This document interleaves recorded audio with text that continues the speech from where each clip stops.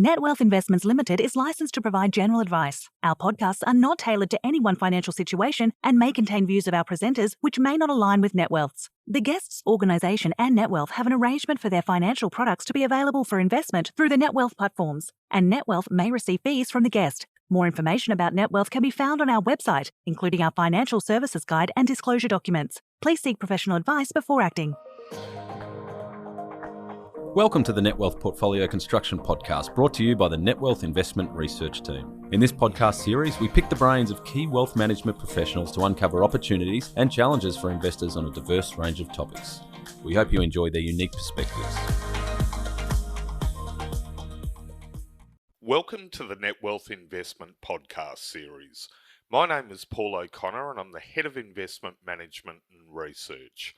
Today we have Dr. Laura Ryan from Ardea Investment Management, who is Head of Research and responsible for both the Client Solutions and Portfolio Research teams. The Client Solutions team undertakes independent quantitative research to help clients solve investment problems, while the Portfolio Research team is responsible for developing value-add recommendations to drive portfolio performance and improve client outcomes. Laura is an internationally published academic and previously was Senior Vice President of Quantitative Research and a member of the Australian Senior Management Team at PIMCO. With 21 years' experience, Laura has worked for the Commonwealth Bank, AMP Capital, and as a lecturer in statistics at the Australian National University. Laura holds a PhD in statistics from ANU, a Master of Quantitative Finance from the University of Technology, Sydney, and an Honours degree in Actuarial Studies from the ANU. Ardea is a specialist fixed interest investment boutique with a focus on delivering consistent alpha through an investment process supported by a highly intuitive risk system. Formed in 2008 by its four principals, who all previously worked together at Credit Suisse, Ardea has a successful track record in managing fixed interest portfolios from traditional defensive products, inflation-linked bonds, and also benchmark unaware and objectives-based solutions.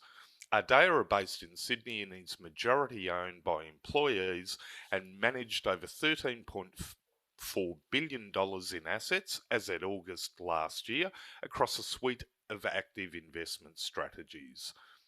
The Ardea Real Outcome Fund is available on the NetWealth Super and IDPS investment menus.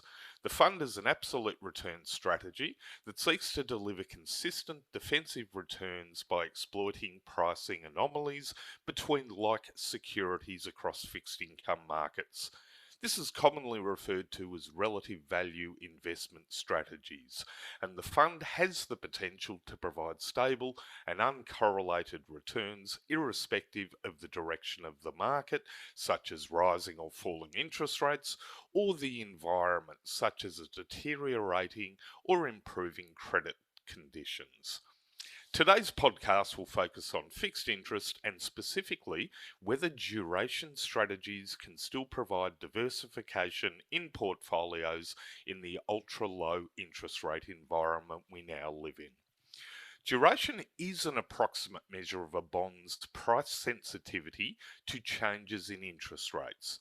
If a bond, for example, has a duration of 4 years, its price will rise by about 4% if the yield drops by 1%, and its price will fall by about 4% if the yield rises by 1%. Duration management has been the core strategy used by active fixed interest managers in an attempt to outperform and is often erroneously thought to have a negative or inverse relationship to equities, i.e. when interest rates are falling, this is usually due to a slowing economy and is an environment when equities can typically perform poorly, but a fixed interest manager, long duration, can generate strong returns. This has an overall effect of dampening the actual equity risk in a diversified portfolio. Because of this relationship, diversified portfolios have historically allocated to equities and bonds as their core exposures. As a result, a portfolio constructed for a retiree would traditionally include a higher allocation to government bonds as compared to, say, a younger person's superannuation portfolio who has many years working ahead of them. But with yields at historic lows, can we still rely on bonds to be the safe haven asset to protect us from equity market downturns? We're fortunate to have Laura with us today, who's certainly well qualified to talk about fixed interest duration, and will specifically discuss how the ultra low interest rate environment may be impacting on the behaviour of government bonds, and as a result, whether we can expect duration to play the same defensive role as it has historically. Important, we will also discuss how a longer term investment horizon impacts on the whole risk and return trade off for bonds.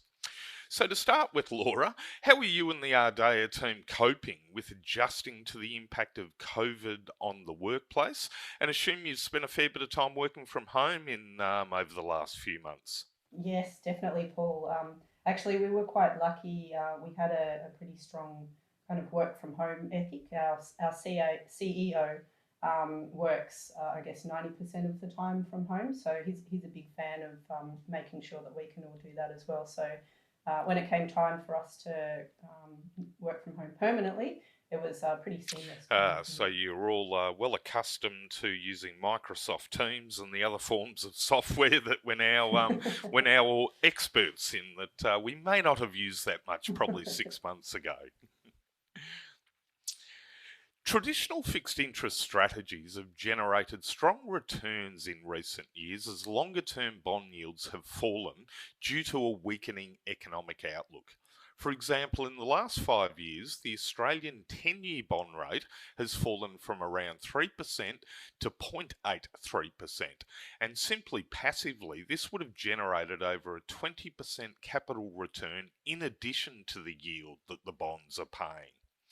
Interest rates seemingly cannot go much lower, as highlighted by the RBA's move to non-traditional monetary policy, such as quantitative easing.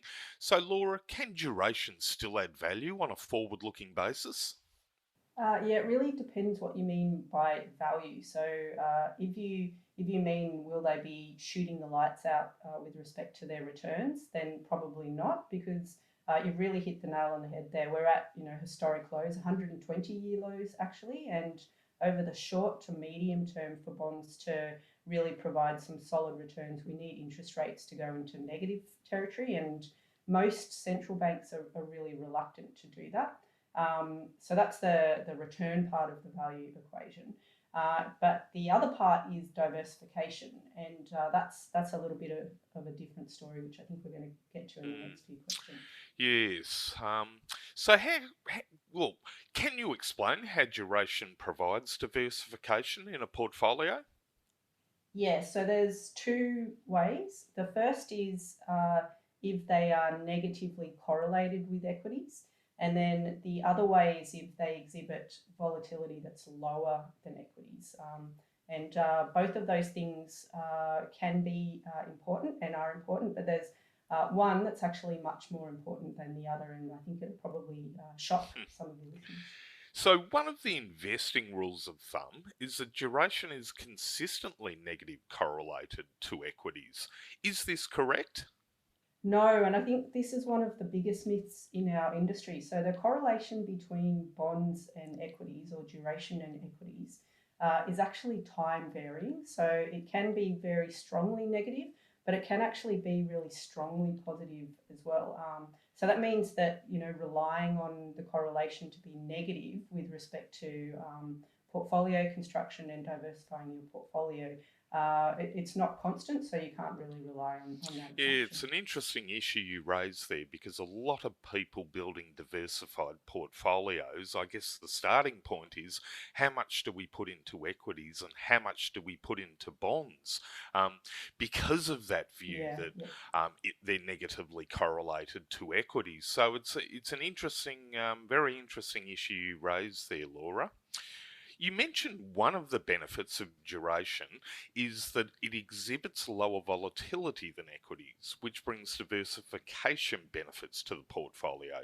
Can you explain what you mean by lower duration volatility, and is this really important? Yeah, so volatility measures how much the returns move around, and in general, over time, we've seen that bonds, aka duration, exhibit lower volatility than equities. And whenever you combine assets in a portfolio, suppose you've got an equity-heavy portfolio, 100% in equities.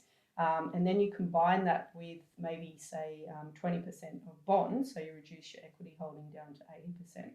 Because bonds have a lower volatility than equities, it means that the volatility on the overall portfolio will actually decline.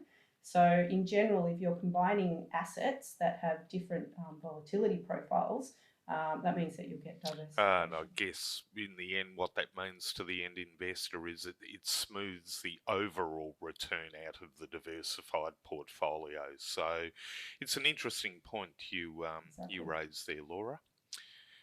We've seen periods recently where equities have gone up in value, but interest rates have fallen.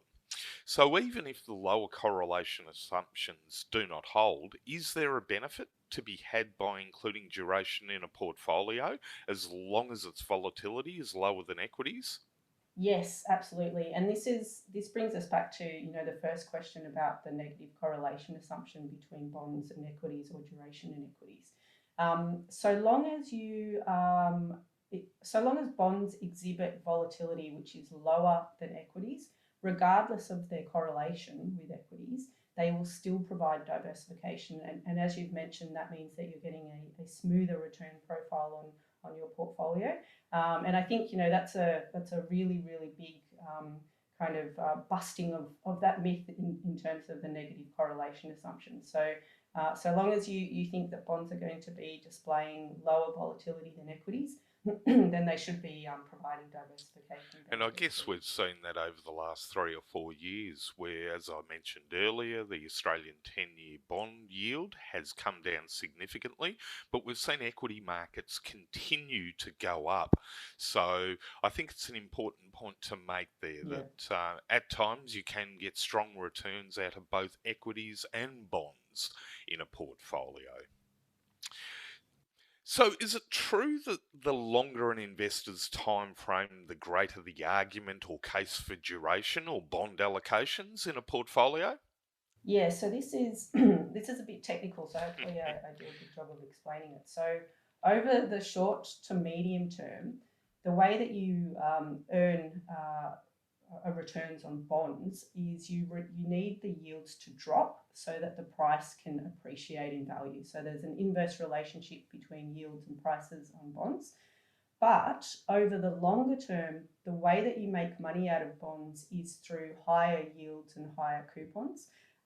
So if we do see a scenario where, say, the Fed starts raising interest rates, over the short to medium term, you'll see some capital losses on your bonds. But if you hold on to those bonds for a long enough period, the increase in the yield and the increase in the coupons that you'll be receiving will compensate you or negate the impact of the capital losses over the short. So, Laura, in a portfolio with a high allocation to equities, can duration play a meaningful role in reducing the equity volatility without taking a levered or geared exposure to bonds?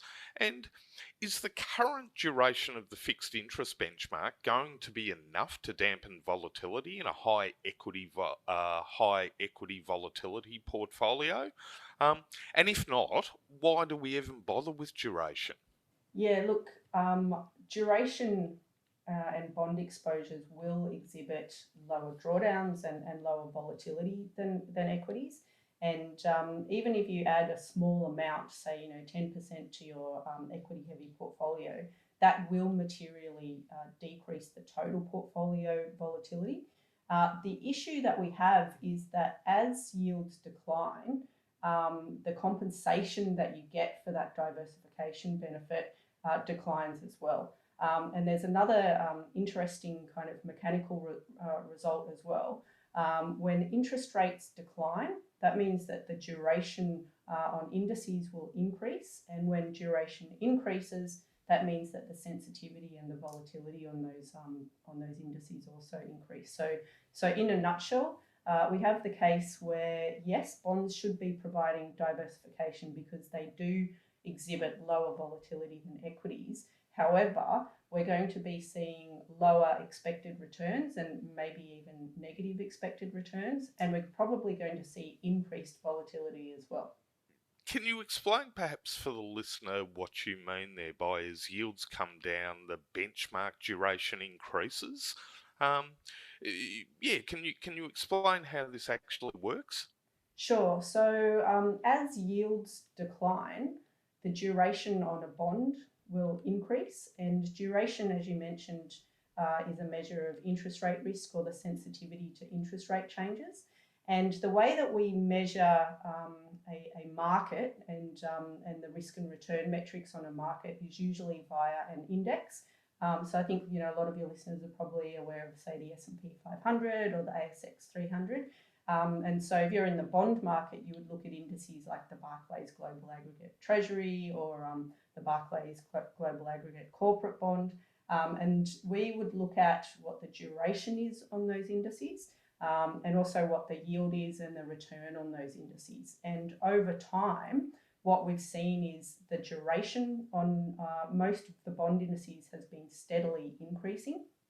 And if we remember that duration measures interest rate risk, that means that the risk on a bond investment is actually increasing, and the sensitivity to interest rates is also increasing.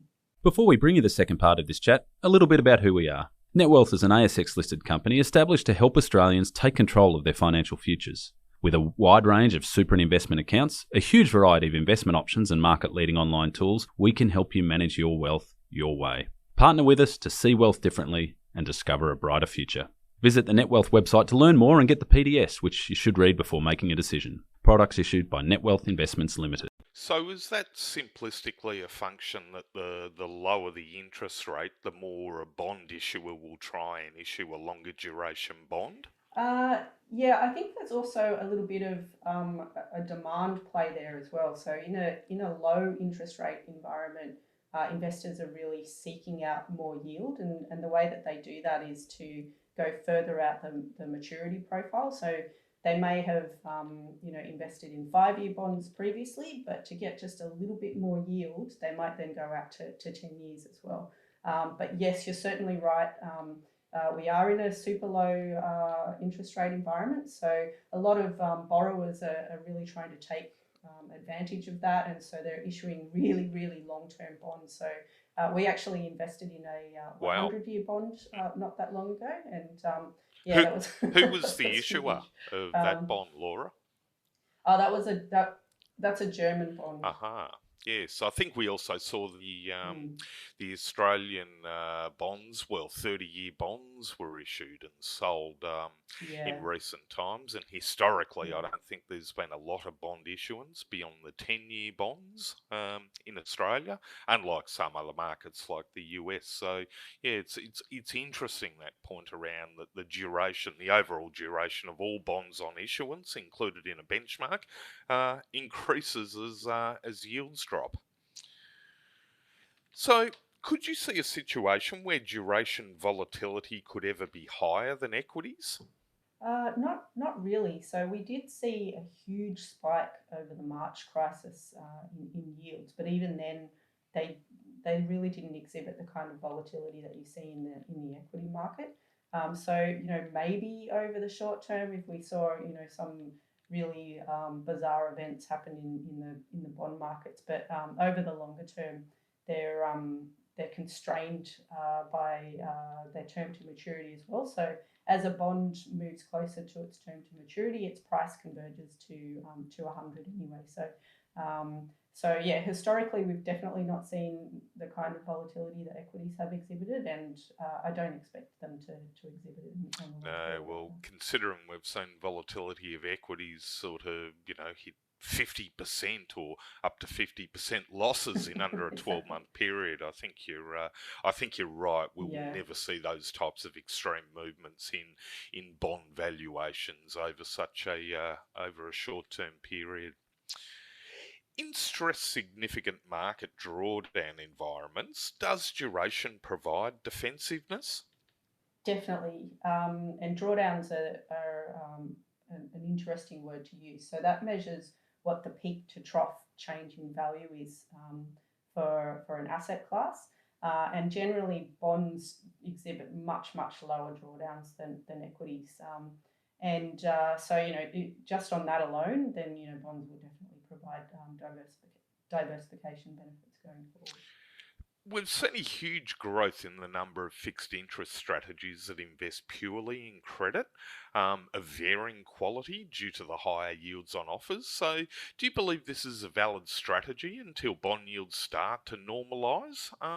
Or are investors simply taking on more risk and ignoring the benefits of duration? Yeah, I think, most asset classes have a place, but investors really need to think about whether they're getting compensated for the risks that they're taking on. So if we look at the credit market in particular, we know that the credit quality in the market has been steadily declining. So that's a measure of credit risk. So if you've got credit quality declining, you've got an increase in risk. But then at the same time, we've seen yields declining steadily over time as well. So effectively, what you've got there is an increase in risk, but a decline in the compensation for that risk. And so the risk-return trade-off is not as healthy as it was, prior to the GFC or even around the GFC. Yeah, well, I have certainly noticed it on the investment menu, the superannuation and IDPS investment menu, where the fixed interest options that we have are dominated by credit strategies, and there's less and less duration exposure in portfolios. But this is a trend that possibly started 3 or 4 years ago, and unfortunately, I think a lot of investors moved purely to credit and they miss the benefits of duration. Back to my earlier comment about the Australian 10-year bond yield dropping. So I think we do need to be a bit cautious in that space, and particularly that credit tends to behave more like equities in times of duress. So yeah, I think it's interesting that the way an investor approaches and has exposure to duration in their portfolio. I think the point about credit correlating with equities is really important. So it does exhibit less volatility than equities during benign periods, but then, you're spot on, during crisis periods, it really correlates with equities, which is, the exact opposite of what you want from your bond portfolio.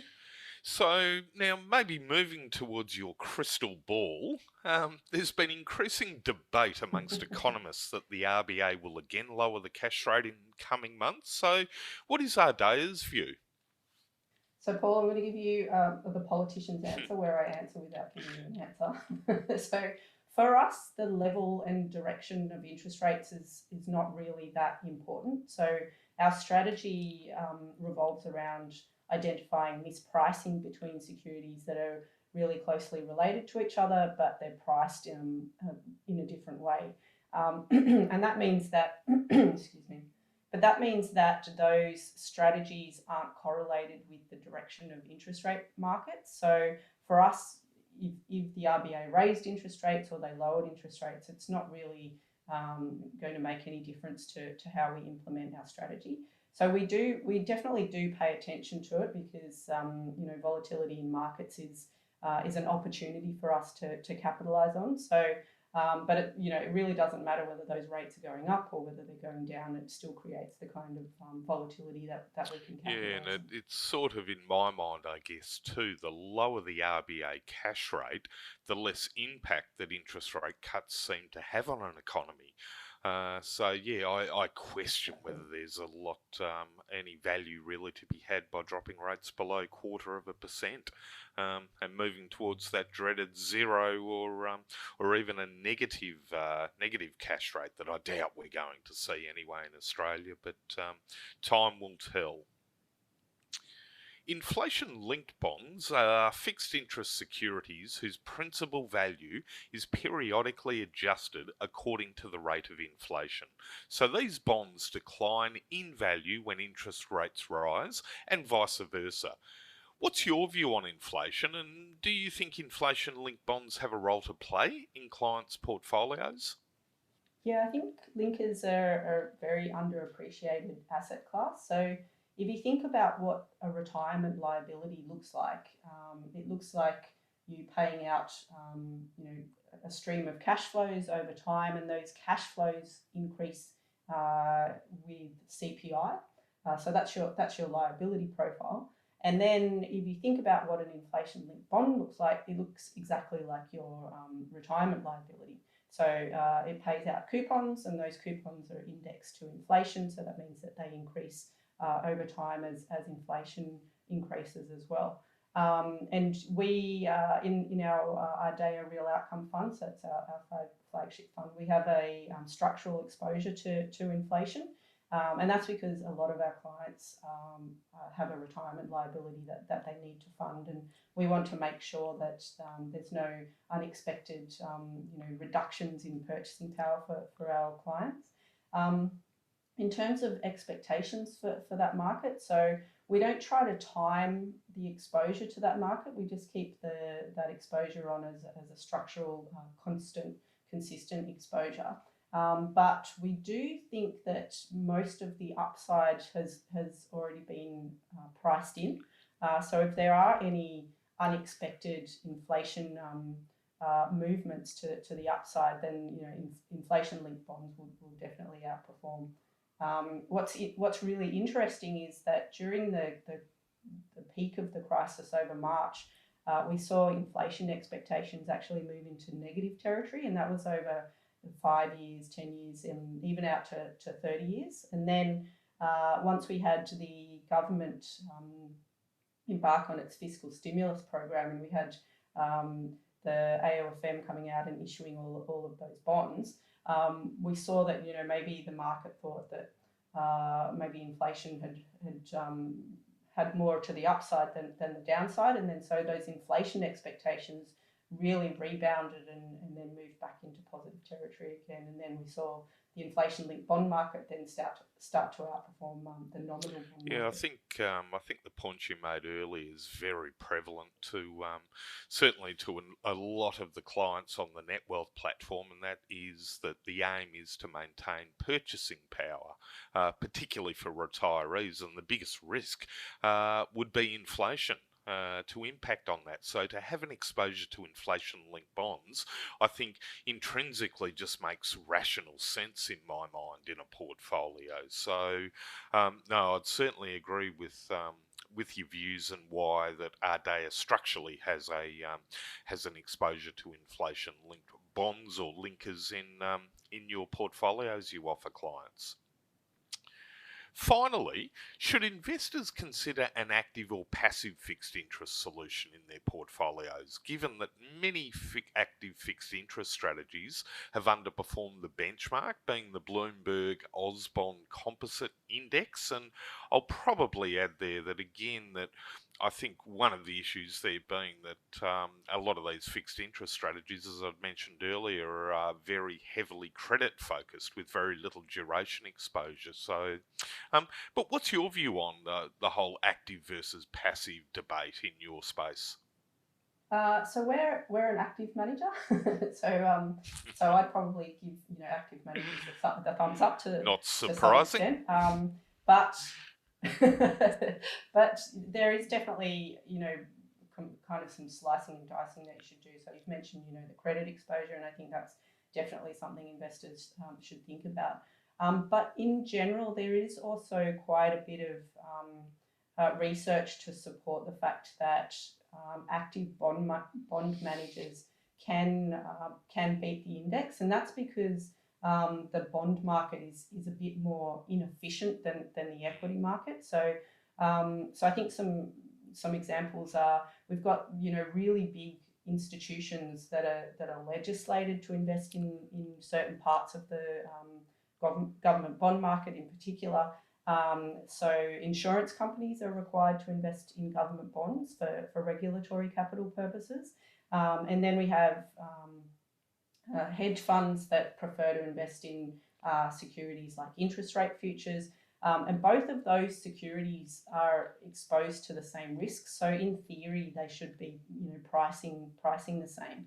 But what we see is that they price very differently over time, because we've seen those different institutions have different demand levels for those different securities.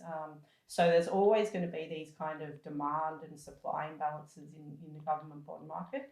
And perhaps in the bond market in general as well. And so, that's a little bit different to how things work in the equity market. So, but having said that, you really do need to make sure that you're getting the right types of exposures in terms of credit, duration, and then, exposure to idiosyncratic risk, which is the risk that we have in our portfolio, which isn't correlated with credit or equity markets or duration. Yeah, well, no, interesting, Laura, there. And I think as you're talking through, I'm thinking in my mind that for a lot of investors, at the end, that is where the value of a financial advisor can very much assist them with how to structure a portfolio and how to structure an appropriate exposure to defensive assets and the type of managers that they will employ in their portfolio. But it's certainly, I find, a very complex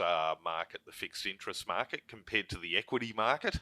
I find fixed interest a lot more complex, and particularly given that you need to have a top-down view on the global macro economy, and then you've also got to have a bottom-up view on every security or every bond or credit that you're buying in a portfolio. So it takes a lot of work to build a proper diversified bond or fixed interest portfolio, and I think you've a lot of the points you've made this morning certainly bears that out there, Laura. So thank you very much. Thank you for joining us, and thanks for spending the time with us. And I wish you all the best there with Ardea. And yes, with a bit of luck, we might be able to have another podcast next year. And it'll be interesting where rates are in another 12 months' time there, Laura. But thank you very much for your time. Yes. Thank you for joining us. And to the listener, thank you also for joining us. I certainly hope that you're surviving in these difficult and different times that we're certainly living through. I hope you've enjoyed today's podcast, and I look forward to joining you at the next Net Wealth Investment podcast series. Thank you, and have a great day.